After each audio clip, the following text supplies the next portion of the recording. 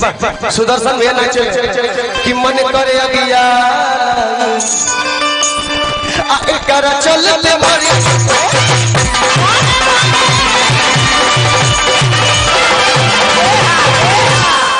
अरे अरे अरे अरे ताली बजा अपन पगले का करे संभरले बनी तनी हाला हो जाए कि मन करे दुल्हन बोलते हुए हम हमारी का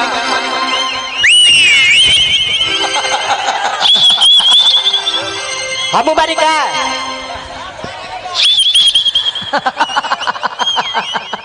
ये कौन जिला है? छपरहिया की तरफ से छपरा जिला में भाई के स्वागत बैठे और अनुपमा यादव के भी हमारा जिला छपरा में स्वागत बा। कोहेम सभी चला ना घुमा दी तो है छपरा जिला। खुश रहो स्वस्थ रहो। अब ऐसे ज्यादा मत मोटाई है कि खाई अपना मर्दा के कमाई मोटाई का है। हमरा ये बात के चिंता बा। अरे मुकेश भाई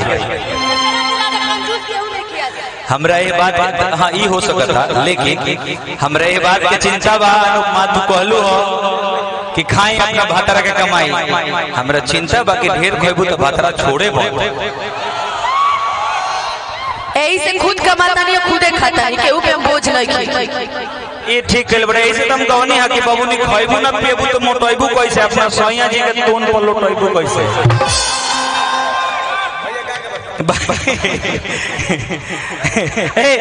बी फ्लैट जरा इसके जरा एक लाइन बी फ्लैट दिखाइएगा जरा।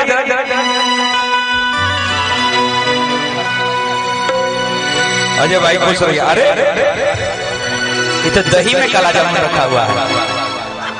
ये दही है ये ऊपर काला जामुन दिख रहा है ऊपर से। तुम बोलती हो किसी खाई थी हमको।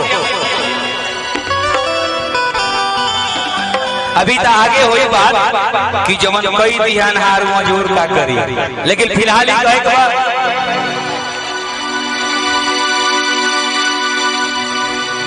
कहाँ रही से कौन लेने कहता कि मोटाइबू कैसे।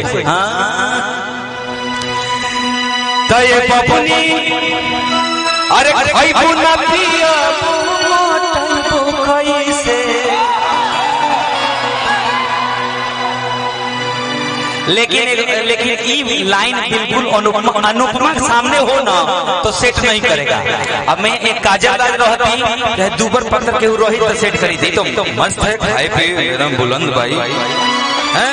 इनकरा खाती दूसर लाइन चली इनकरा खाती है लाइन चली कि चलो ना घुमा दी तो है छपरा जिला। इनकरा खाती यो बात चली कि मेहर के फर्ज निभाई आगे ABCDFGH जो भी लेकिन अनुपमा बहुत अच्छा गाती है। और अनुपमा के जो फ्रेंड है चंदन लाजवाब क्या अदा है भाई। दोनों लोग हमें स्टेज अदा देख ली है ना। हम एक वीडियो बनाए वो अदा हेलो देखा वीडियो के नाम पर एक डर लग जाता है कब वीडियो वायरल हो जाता है।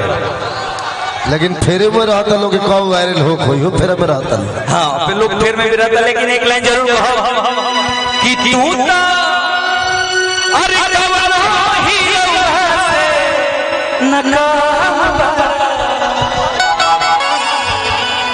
कि धन बढ़े अरे हेलो कि